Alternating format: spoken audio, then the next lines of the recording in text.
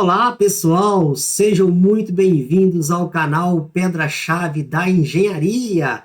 Quem fala com vocês aqui é o professor e engenheiro civil Charles Oliveira e hoje eu vou trazer para vocês um segredo, o segredo da pedra-chave da engenharia. E aí, você sabe o que é a pedra-chave da engenharia? Já ouviu falar na pedra-chave da engenharia? Bom, se você não ouviu falar da pedra-chave da engenharia, fica comigo que no vídeo de hoje eu vou contar o segredo da pedra-chave da engenharia. Bora lá comigo que nós vamos contar esse segredo agora para vocês. Aqui nós temos uma coisa interessante para falar com vocês, que é o porquê que eu criei esse canal, né, e coloquei o nome dele como a pedra-chave da engenharia. Porém, para eu responder para vocês, né, o porquê que eu coloquei o nome desse canal como pedra-chave da engenharia, eu preciso fazer um retrocesso na história e voltar um pouquinho lá no passado e relembrar com vocês a origem da engenharia das estruturas que foram construídas em arcos. Mas antes de eu poder passar para frente, pode ser que alguém aqui não me conheça e precisa me conhecer, né? Quem sou eu? Eu sou Charles Oliveira, sou formado em matemática, sou engenheiro civil, fiz o meu mestrado em 2018, né, foi a área que eu comecei a trabalhar bastante com a parte de reforço e a parte de patologia das construções. Sou especialista em educação, né, até porque dei aula de matemática por muitos anos. Sou especialista em engenharia de segurança do trabalho. Sou especialista em projetos de estruturas e eu fui juntando todo esse conhecimento, me especializando a cada vez mais, né, durante a minha vida profissional, porque eu gosto muito de transmitir os meus conhecimentos como professor. Então, quanto mais a gente vai se especializando, mais a gente vai estudando, melhor a gente tem condição de ajudar os nossos alunos, né? Então, atualmente, eu sou professor no curso de pós-graduação em Engenharia de Estruturas na PUC Minas, também sou professor na pós-graduação da EMBEC e sou professor no curso de graduação em Engenharia Civil da Faculdade Promove. Além disso, né, como todos os professores também, eu também trabalho, né? Sou servidor público federal e atuo na área de engenharia civil também, lá no meu emprego, né, lá no meu serviço. Além disso, com todos esses conhecimentos que eu fui ganhando durante a minha jornada profissional, há mais de 20 anos trabalhando dentro da engenharia, eu tenho prestado algumas consultorias, elaborado alguns projetos na área de reparo de reforço estrutural, trabalhando com projetos de estruturas, avaliando sistemas, né, prediais, avaliando sistemas de impermeabilização, trabalhando muito na área de patologia das construções, na parte da engenharia diagnóstica, e também desenvolvo alguns projetos na área de prevenção e combate a incêndio. Mas o meu foco principal é a parte estrutural, é a parte ali de reparo e de reforço nas estruturas, que a gente vai falar bastante sobre isso neste canal. Mas aí, voltando ao nosso raciocínio inicial, a engenharia de estruturas em arcos, né, é aquilo que eu precisava de lembrar para que eu pudesse contar para vocês de onde eu criei o nome do meu canal, né, que é a pedra-chave da engenharia. Bom, se você parar para poder analisar, parar para pensar um pouquinho, aonde você já encontrou construções que tenha arco? Fácil, né? Qual igreja que você nunca entrou, que você não tenha visto, né, o arco ali formando a constituição da igreja, na parte estrutural? Quem nunca viu, né, uma ponte que tivesse ali como arco entre os pilares a sustentação básica ali do tabuleiro da ponte? Quem nunca fez uma viagem, um passeio, que conheceu um monumento que não tivesse o arco também como papel da sua função estrutural daquele monumento que você visitou? É lógico, né, que esses aspectos visuais a gente consegue recordar facilmente, porque não são só esse tipo de obra que a gente tem, né, essas considerações referentes às construções em arcos. A gente pode ver essas mesmas concepções em arqueodutos, que foi muito utilizado o arco ali na sua composição estrutural, nas obras subterrâneas, nas obras como túneis, né, que são aberturas que a gente faz também ali naquele formato, mas a gente sabe que isso foi muito, mas muito mesmo, utilizado nas construções antigas, né? E aí a gente pode parar para pensar um pouquinho e falar, poxa, por que se construía em arco? Né? E a gente poderia responder isso devido à sua concepção estrutural. Porque esse tipo de estrutura, ela reage internamente ali com a predominância dos esforços de compressão. E isso torna viável obter vãos maiores, né, vãos construtivos, utilizando materiais de baixa resistência à tração, como a gente pode ver em cabanas que são feitas aí de gelo, tem baixíssima resistência à tração, cabanas de sapé, né, sapé, um material ali que tem baixíssima resistência à tração, feita ali, na grande maioria das vezes, com galhos, com árvores ali, a sua concepção, e esses materiais colocados de forma, né, que ele ganhe um sentido de distribuição de carga de compressão, que é o caso dos arcos, dá bastante resistência e estabilidade para a estrutura. Então, por que o arco ele foi tão utilizado no passado? Na verdade, tem um segredo. Hoje, a gente ainda utiliza muito o arco nas construções atuais, porém, menos do que a gente fazia nas obras antigas. Por quê? Hoje, nós temos uma variedade de aço à nossa disposição, que lá no passado a gente não tinha. Então, hoje a gente tem o aço do tipo CA, que é o aço CA50, CA60, CA25, que são os aços que a gente utiliza no concreto armado. Para o concreto protendido, nós temos os aços do tipo CP, né, um CP210, um CP190, que são aços que a gente forma, né, as nossas cordoalhas e forma os nossos cabos para fazer estruturas protendidas. Mas lá no passado, a gente não tinha aço à disposição para fazer aquelas construções antigas. E a gente tinha, né, ali, perto das obras, né, e à mão de quem iria executar, mais material granular, mais material rochoso, né, que tem excelente resistência à compressão, mas não eram tão bons assim como materiais para tratar ali, né, de evitar os problemas relacionados à tração. E aí sim, né, devido à constituição desses materiais na forma geométrica de arco, era possível, né, você trabalhar com esses materiais com a compressão a favor da estabilidade, né? Então, era possível trabalhar com materiais de origem granular, materiais rochosos, que resistem bem a esses esforços de compressão, sendo bem posicionado na estrutura. E aí eu tenho pelo menos mais 3 curiosidades sobre arcos que eu gostaria de trazer para vocês, né? Principalmente utilizando aí os materiais granulares, né, e rochosos. Para isso, nós vamos estar mostrando para vocês alguns segredos que são curiosos, né, como o que é a pedra do arco, quais são as pedras que compõem esse arco, como que elas trabalham, o que é uma escavação, né, em modelos de arco de um túnel, por que se cava essas escavações normalmente dessa forma. E, por fim, nós vamos analisar os esforços de tração, como que eles se comportam nesses tipos de estrutura. Essas 3 curiosidades são básicas para a gente poder fundamentar um pouquinho as estruturas em arco, né, justificando a estabilidade que o arco permite transmitir para uma estrutura na parte geral. Das curiosidades, a primeira que a gente vai falar vai ser sobre as pedras que compõem o arco.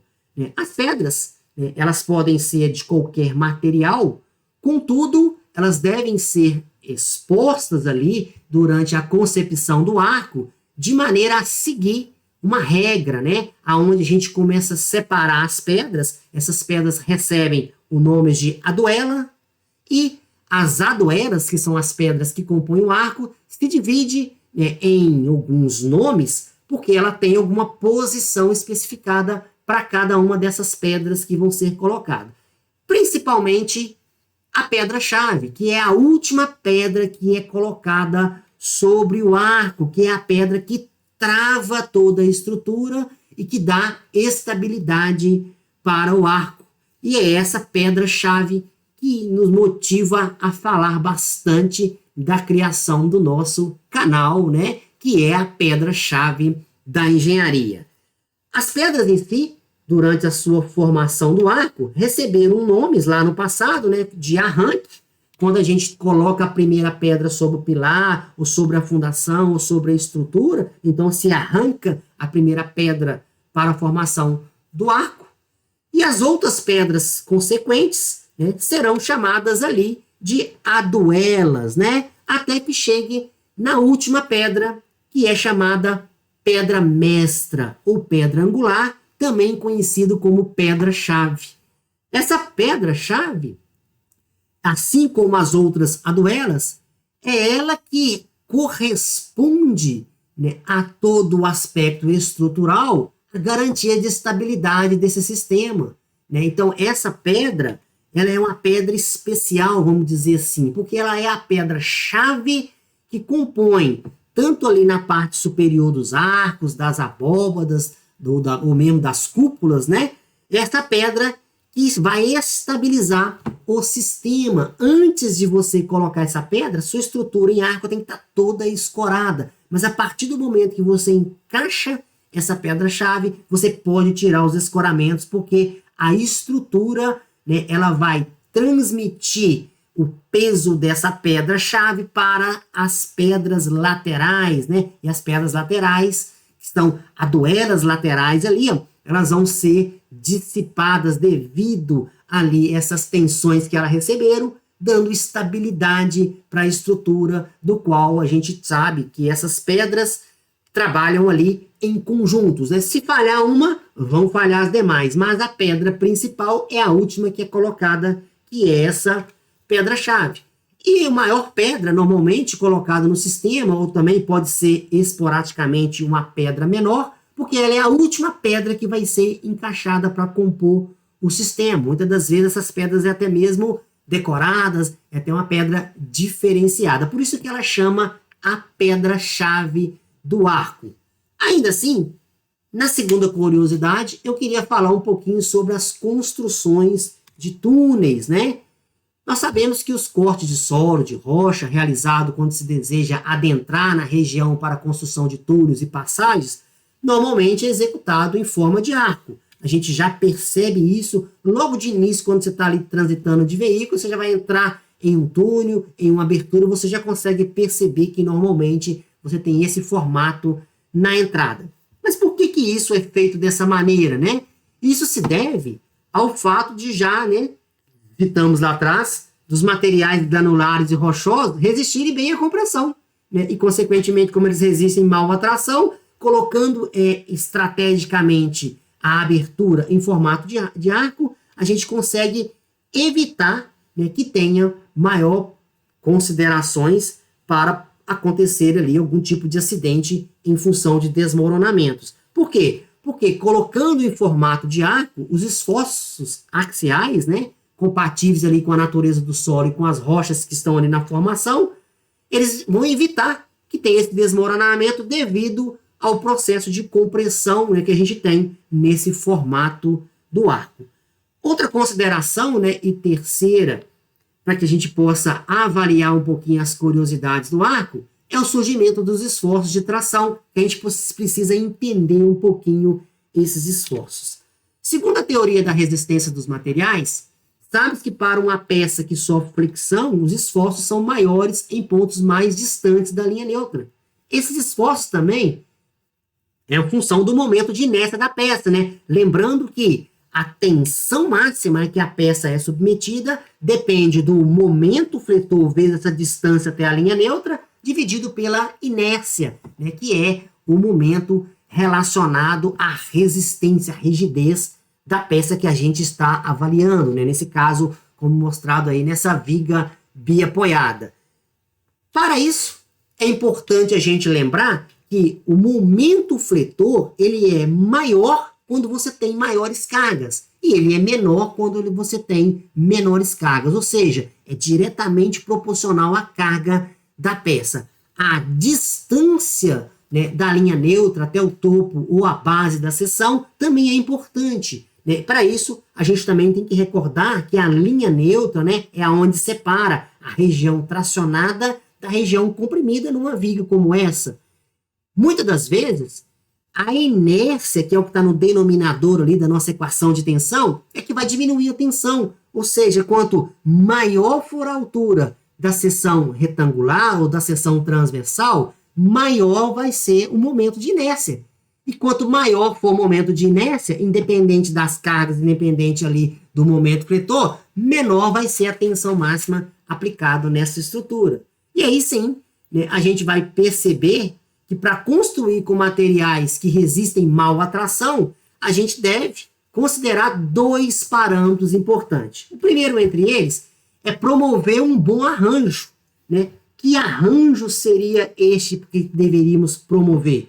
Deveria ser um arranjo parecido com aquele do arco, onde a gente vai fixar ali as pedras, por exemplo, garantindo que os esforços de compressão vão predominar sobre os esforços de tração. Então, um dos parâmetros que a gente tem que ter uma preocupação é promover uma condição das pedras trabalharem em compressão, que é o que a gente faz lá nos arcos.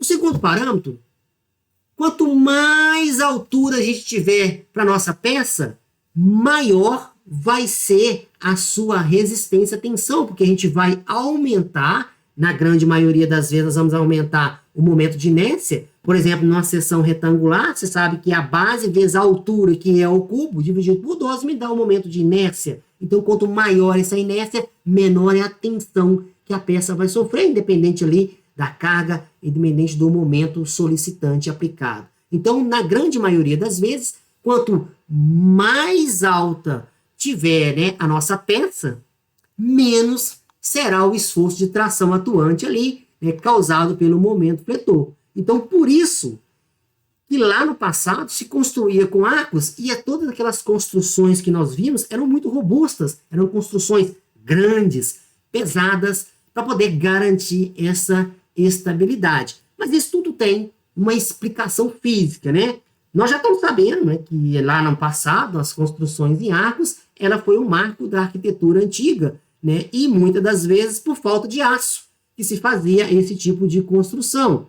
Mas como que é que este arco se sustenta? Como que ele garante sustentabilidade e estabilidade para a estrutura? A física explica isso para a gente. Primeiro, o arco ele é formado por pedras. Essas pedras elas devem possuir uma geometria em cunha para que elas possam encaixar uma na outra, para dissipar aquelas tensões de compressão. Apesar de todas as pedras que compõem o arco serem importantes, a pedra central, que é a pedra-chave, é que vai estabilizar a nossa estrutura.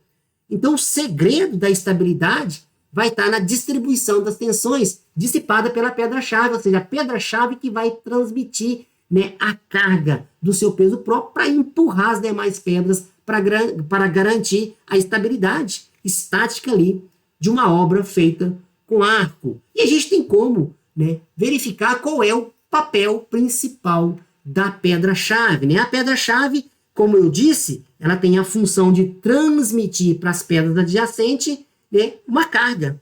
Essa carga é como se fosse um vetor força ali atuante pelo peso próprio, que transmite para as pedras laterais, né, através desses outros dois vetores, que se a gente for analisar, né, pela regra do paralelograma, veja que essas duas forças B e C, desses dois vetores, né, elas se anulam, mantendo a estabilidade ali, ó, com o peso, né, do vetor A, que vai comprimindo as suas peças. Então, as peças, né, que são as pedras ali adjacentes, elas passam a ser prensadas e começam a prensar uma a outra, né, de modo que equilibra todo o sistema. E o arco, né, passa a se tornar um sistema estático. Então, a física mostra que a função da pedra-chave é dar o início, o start dessa tensão para travar e transformar o sistema em um sistema estático.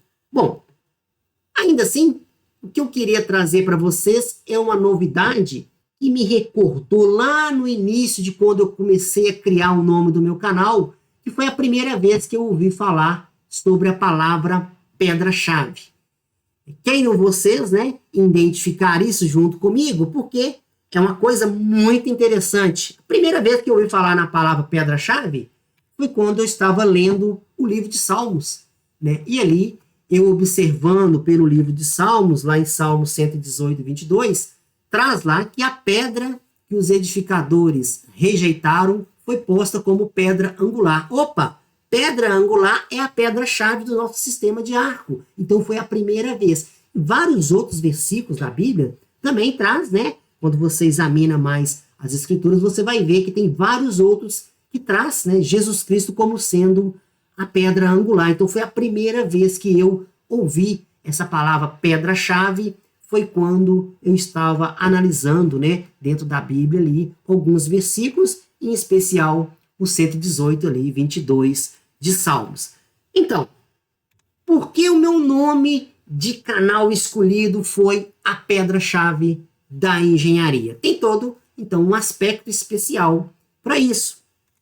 Tem mais de 20 anos que eu tenho atuado como engenheiro civil, né, fazendo obras, fazendo fiscalização de obras, elaborando um projeto básico, né, e tem mais de 10 anos que eu estou dando aula, né, lecionando na parte de engenharia, principalmente na parte de pós-graduação.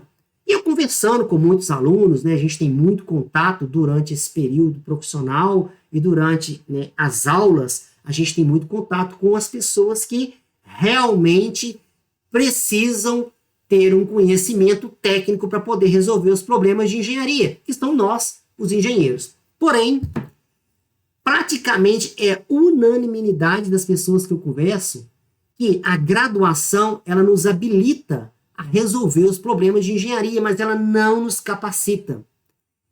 Para atuar na nossa área, a gente tem a habilitação, que é o nosso CREA, que é o nosso diploma, mas nem sempre a gente sabe resolver o problema com aquilo que nós aprendemos na faculdade.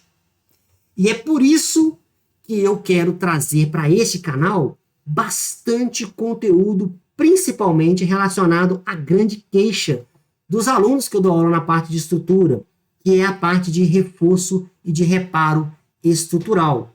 Por isso que eu criei esse canal, né? Foi a parte aí relacionada a trazer conhecimento e disseminar conhecimento para os meus alunos, de maneira que eu possa, né, aqui por esse canal, trocar ideia com vocês, trazer mais assuntos relacionados à pedra-chave da engenharia, que para mim é o reparo e o reforço estrutural. Foi assim que eu descobri que a pedra-chave da engenharia era tão importante porque ela é uma base sólida da estrutura. E eu quero explicar para vocês como que eu cheguei a essa conclusão. Imagina vocês que tem um cliente que quer construir uma casa ou quer comprar uma casa. Na grande maioria das vezes, o maior investimento financeiro que esse cliente vai fazer, que vai comprar uma casa ou mesmo que vai construir uma casa, vai ter esse imóvel. Na grande maioria das vezes, né, o maior investimento da vida de uma pessoa é a compra da sua casa própria, é a compra ali do seu empreendimento, é a compra do seu imóvel. Pois é. Agora imagina que se você falasse com o seu cliente que o seu imóvel, né, sonhado, tem problemas estruturais. Será que ele faria aquele investimento? É para parar e pensar, né? Provavelmente não. Ninguém quer pegar uma estrutura que esteja com problema, né, para principalmente investir em uma casa, investir em um comércio, sabendo que tem problema para resolver sobre a parte estrutural, a parte sólida, né, daquela estrutura, daquela edificação. Contudo, a gente sabe que muitas das coisas podem ser reparadas na estrutura.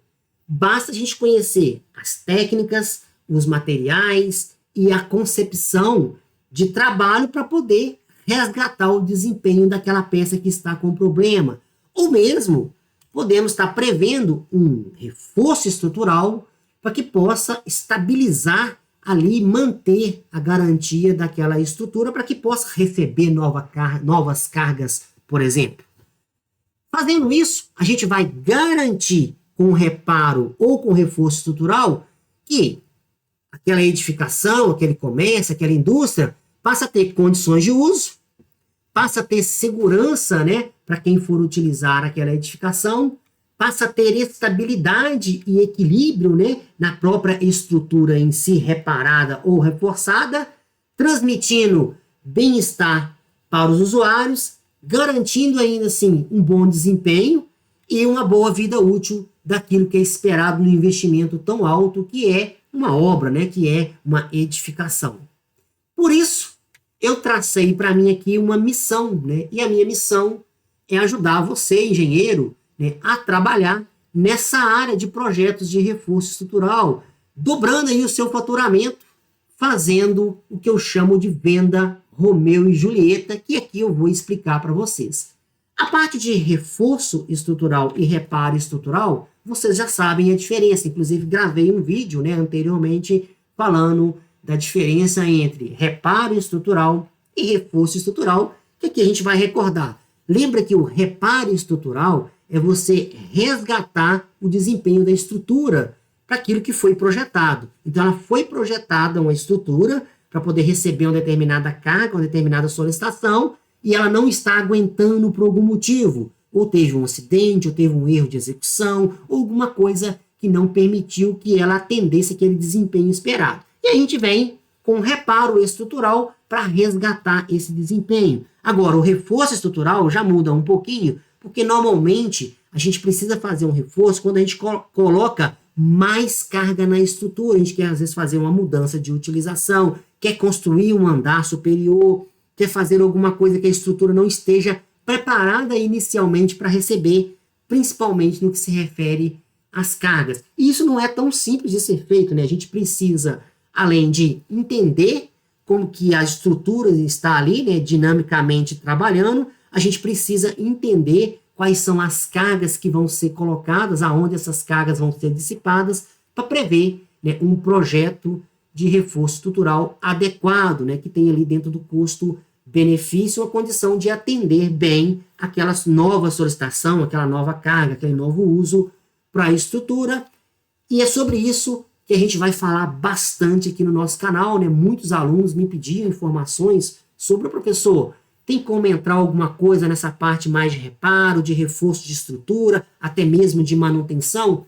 E é isso que eu vou trazer de forma bem complementar aqui nesse canal, falando bastante sobre reforço de estrutura e preparo, né, de substrato, preparo de concepção para fazer os reparos nas estruturas, e a gente vai falar sobre isso porque eu quero que você também trabalhe com isso durante o seu percurso profissional, principalmente nas vendas que eu falo, chamadas venda Romeu e Julieta, que você vai entender agora o que é esse Romeu e Julieta. Romeu e Julieta, todo mundo sabe, né, que na história que foi retratada aí por Shakespeare, lá por volta de 1592, lá na cidade de Verona, em Itália, trazia lá um aspecto de duas famílias, né, rivais entre si, do qual uma pertencia ao Romeu e a outra família pertencia à Julieta. Como eram famílias, né, rivais entre si, vocês conhecem a história, deve ter visto, né, algum conto ou mesmo assistido um filme, você sabe que houve um envolvimento amoroso entre Romeu e Julieta de famílias distintas, né? Família que havia ali um grande desentendimento naquela ocasião. Então a história se passa entre esse amor proibido entre os dois, né? Sendo que Romeu era da família do Montecchios, né? E Julieta era da família dos Capuletos, famílias que eram rivais entre si. E a história, ela é bem drástica por falta de informação. Quem lembra da história, né, sabe que durante esse percurso, a família, né, está toda envolvida durante toda a trama, e a Julieta, que era da família do Capuletos, né, queriam ficar, né, ali com Romeu, porém a família não aceitava o Romeu, porque ele era da família rival. Consequentemente, queriam matar o Romeu, queriam exterminar o Romeu ali, né, dos braços de Julieta, que ela não quis, que jamais eles queriam que tivesse essa união devido ao problema familiar. O problema da informação, ele entra bem na questão da solução do caso entre os dois, que acabou não se dando muito bem, né? E a gente sabe, quem já conhece a história, sabe como a história terminou, mas a gente vai adiantar uma palhinha da história aqui. Olha só, quando Romeu viu que não poderia ficar com Julieta, eles teriam que tramar ali alguma coisa para que pudesse dar certo. E Julieta, juntamente com o padre, que chegou até a realizar o casamento dos dois, né, tiveram uma ideia de fazer ali, né, uma porção para que ela pudesse tomar, né, como se fosse um veneno, que iria falsear ali a sua morte. E, consequentemente, a sua família iria achar que ela estava morta, ela poderia encontrar com Romeu e fugir e serem felizes para sempre. Porém, que veio o problema da informação. Tudo foi feito, os planos foram todos seguidos, né? O padre ajudou a Julieta a tomar, né, aquela porção, e ela se passou realmente por morta, mas não conseguiram passar a informação para Romeu. Consequentemente, o que aconteceu? Quando Romeu chegou, né, se deparou ali com a sua amada, né, já desfalecida, já morta, então ele não sabia que ela tinha tomado um veneno, né, que era um veneno falso, né, que é, a partir daí, ele com aquela preocupação, né, com aquele sentimento de perda, acabou tomando um veneno verdadeiro e, consequentemente, veio também a falecer. Logo em seguida, Julieta acordou, né, e já viu que Romeu estava morto, que ele tinha tomado o veneno verdadeiro, e ela acabou, né, suicidando-se, né, acabou se matando com a própria espada de Romeu. Veja que isso poderia ter sido mudado se tivesse uma informação, né, se realmente Romeu tivesse conseguido saber antecipadamente desse plano dela, mas o padre, tudo teria acabado de forma diferente. Então é um casamento que não deu certo por causa do problema, não do amor, mas sim da informação. Então Romeu e Julieta é um conjunto de duas pessoas que tinha tudo para dar certo, mas deu errado por falta de informação. Bom, aqui em Minas, né, eu como mineiro não poderia deixar de falar, a gente tem uma outra história para Romeu e Julieta. Romeu e Julieta para a gente aqui é um pouquinho diferente, né?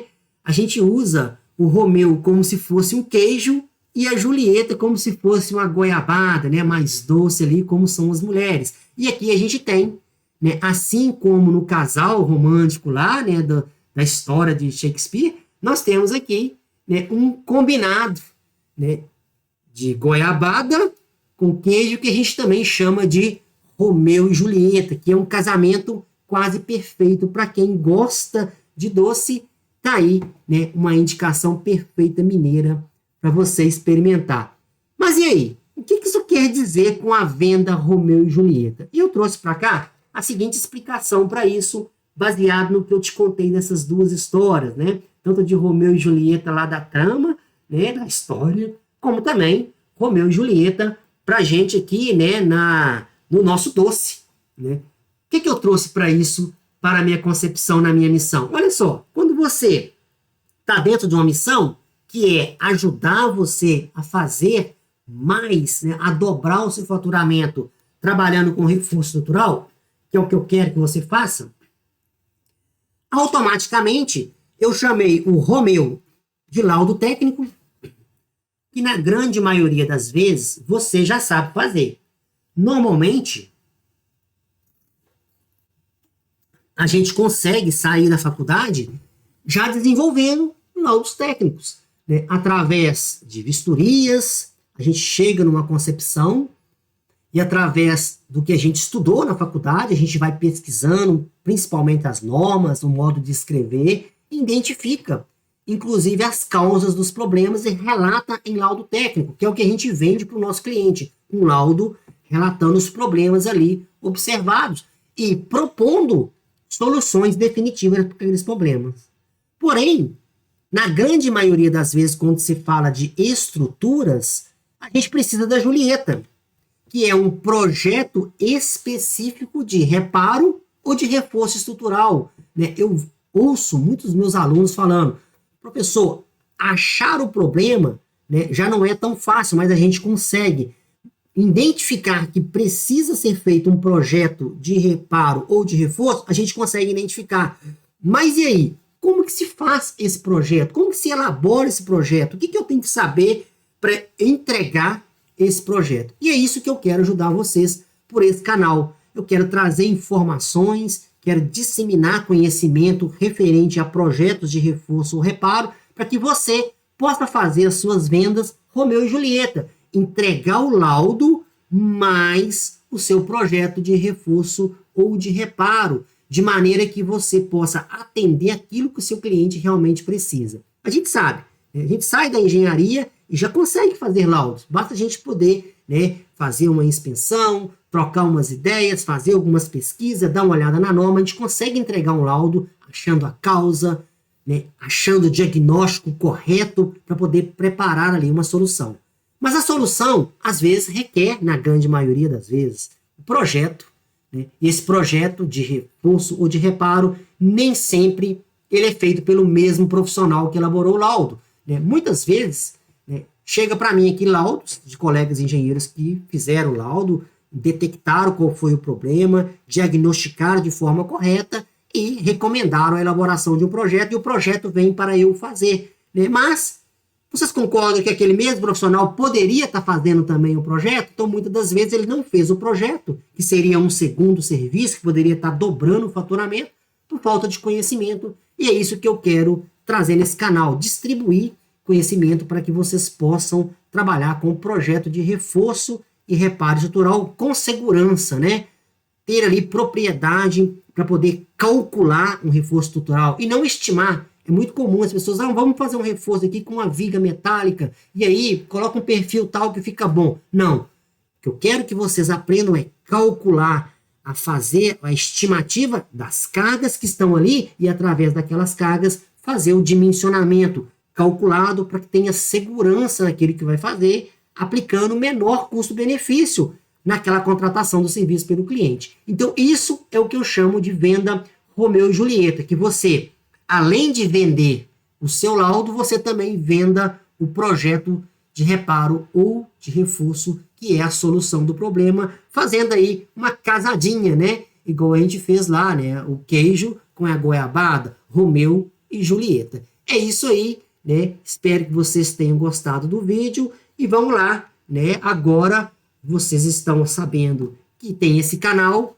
me sigam nas redes sociais, né? Me sigam aí nesse canal, para que nós possamos estar trazendo mais conhecimentos para vocês. Se gostaram, né, do que a gente trouxe para vocês, querem ver mais coisas, comentem aí, né, compartilhem aí, e aí a gente vai seguir nesse canal que é a pedra-chave da engenharia. Bora então, né, agora vai que o mundo é seu, e é isso que você precisa para poder ter sucesso nessa área. Grande abraço para todos e até mais.